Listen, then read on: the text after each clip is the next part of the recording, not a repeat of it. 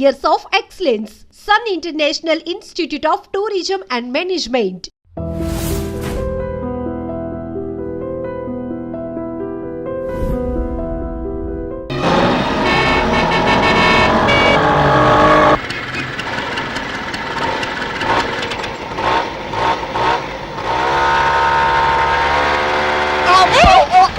ఎవరది?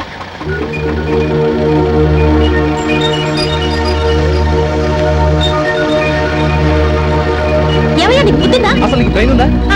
ఆ విషయం నేను అడగాలి. నాకుంది, నీకు లేదని చెప్తాను. ఉంటే సిగ్నల్ పడ్డప్పుడు రోడ్ ఎందుకు క్రాస్ చేస్తున్నావు? నువ్వు మాత్రం ఇక్కడ సిగ్నల్ పైన ఇరుక్కుపోయి నుంచి వచ్చేస్తావా? నా ఇష్టం. నీ ఇష్టం అనుకుంటే ఊరుకుంటావా? ఆ ఊరుకోక ఏం చేస్తావు? ఏ మిస్టర్, నాతో పెట్టుకున్నావంటే నేనేం చేస్తానో తెలుసా? ఏంటే నువ్వు చేసేది? అసలు నిన్ను అమ్మో, నా ఫైల్ ఏమండి, నా ఫైల్ వెళ్ళిపోతుందండి. అయితే నన్నేం చేయమంటావు? కదండి నా ఫైల్ పడిపోయింది. ఏంటి, నా వల్ల పడిపోయిందా? మీ డాష్ ఇవ్వగానే అది టాప్ మీద పడింది. అమ్మో, నా ఫైల్ వెళ్ళిపోతుందండి. ఏమండి, పదండి, తొందరగా చూస్తారండి, త్వరగా పోనండి. అమ్మో, నా ఫైల్. బాబు,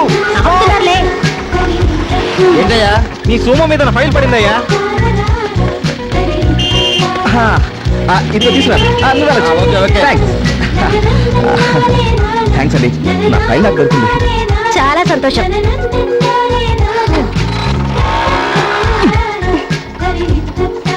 ఏంటండి బండి పట్టుకున్నారు? ఫైల్ దొరికి మీ పని అయిపోయినట్టేనా? నా ఇంటికి ఇంకా 10 నిమిషాలు టైం ఉందండి. నేను లేట్గా వెళ్ళి ఉద్యోగం రాకపోతే దానికి ఎవరు బాధ్యత? ఇంటికి ఏమంటారు? ఏమంటావు, మా ఇంట్లో వాళ్ళకి తెమ్మంటావు. ఇంటర్వ్యూ ఎక్కడ? గాంధీనగర్ సెంటర్. సరే రండి. Thank you. డ్రైవర్ కొని. ఇంతకీ మీరు ఏం చేస్తుంటారు? లో ఏం సడన్ గా బ్రేక్ వేశారు? మీ మాటలు విని బ్రేక్ పడింది.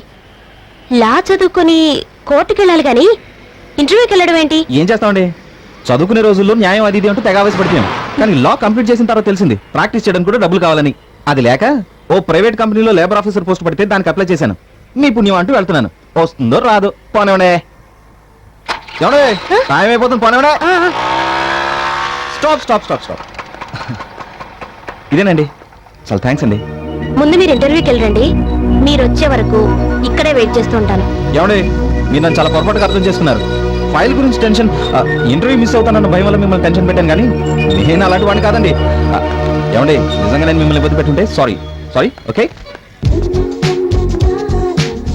పేపర్ తెచ్చుకుని మరీ చదువుకుంటారా? ఎందుకే టెన్షన్ పడతావు? రాత్రంతా నీ కొడుకు ఇంటికి రాలేదు, అంతేగా. నీ కొడుకు ఇంటికి రాకపోతే తల్లిగా నువ్వు టెన్షన్ పడటం భావ్యం. కానీ ఎదురింటి సుబ్బారావు కొడుకు ఇంటికి రాకపోతే నువ్వు టెన్షన్ పడ్డావు అనుకో, అది నాకు టెన్షన్. అయ్యో, నేను చెప్పిన దానికి మీరు మాట్లాడేదానికి ఏమైనా సంబంధం ఉందా? అదే నాకు అర్థం కావట్లేదే. చాలా థ్యాంక్స్ బాబు. సమయానికి నువ్వు బ్లడ్ ఇచ్చి ప్రాణాపాయం నుండి మా అబ్బాయిని రక్షించావు. ఇచ్చి పుచ్చుకోవడంలో థ్యాంక్స్ ఏంటి సార్? నేను బ్లడ్ ఇచ్చాను, మీరు డబ్బు ఇస్తారు. డబ్బా? అవును, వాటర్ బాటిల్ 10 రూపాయలు ఇచ్చి కొంటున్నారు. మరి బాటిల్ బ్లడ్ కి రేట్ ఇవ్వకపోతే ఎలా సార్? చదువుకునే రోజుల్లో సోషల్ సర్వీస్ అని ఫ్రీగా రక్తదానం చేసేవాడిని. కానీ అదే రక్తాన్ని ఫ్యామిలీ సర్వీస్ కోసం అప్పుడప్పుడు అమ్ముకోవాల్సి వస్తుంది. సరే, పేషెంట్ కండిషన్ సీరియస్ గా ఉందని మనీ మ్యాటర్ మాట్లాడుకున్నానే బ్లడ్ ఇచ్చేశాను. ఇప్పుడు మీరు ఎంత ఇవ్వగలిగితే అంతే ఇవ్వండి. లేదా మీరు మా లాంటి మధ్యతరగతి కుటుంబానికి చెందిన వారైతే ఇవ్వకపోయినా పర్వాలేదు. తీసుకో బాబు. థ్యాంక్స్ అండి. ఉంటాం. ఓకే, మంచిదమ్మా. ఊరే వేణు, రాత్రంతా ఇంటికి రాలేదేమిట్రా?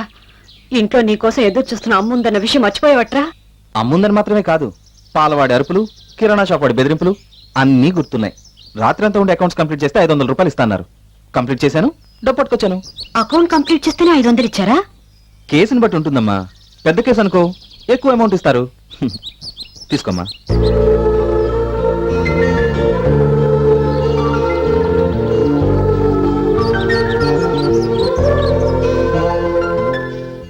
అన్నయ్య, అమ్మ దగ్గర డబ్బులు కొట్టడం ఎలా అబ్బా ఇప్పుడు? ఒక ఐడియా. అటు నువ్వు, ఇటు నేను. ఓకేనా? ఓకే. అమ్మా. ఏంటమ్మా? బస్ పాస్ కి డబ్బులు కట్టాలమ్మా. అమ్మా, నీకేంట్రా? పరీక్ష ఫీజు కట్టాలమ్మా. నా పాస్ ముఖ్యమా, నీ పరీక్ష ఫీజు ముఖ్యమా? నేను ఫీజు కట్టకపోతే ఎగ్జామ్స్ రాయని కూడా తెలుసా నీకు? నేను పాస్ కట్టకపోతే కాలేజ్ కు వెళ్ళడానికి వీలవుతుంది తెలుసా నీకు? అయితే ఏంటి? ఆగండి ఆగండి. ఈ డబ్బు కిరాణా షాప్ వాడు కట్టకపోతే మనం తినడానికే కష్టం. ఇప్పుడు చెప్పండి, ఏది ముఖ్యం? కాబట్టి ఈ డబ్బు కిరాణా వాడికే కట్టేస్తాను.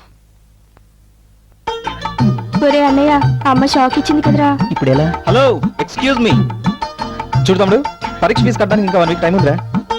చెల్లి పద్మ గారు, బస్ పాస్ కట్టడానికి ఇంకా 2 రోజులు టైం ఉందనుకుంటా. నాకన్నీ గుర్తున్నాయి. మనం జీవితాన్ని జీవించడం గురించి ఆలోచించాలి కానీ ఎంజాయ్ చేయడం గురించి కాదు.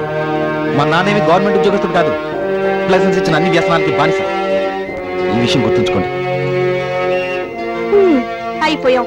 మాట్లాడితే చాలు కర్తవ్యం బాధ్యతలు అంటూ క్లాస్ పీకుతాడు.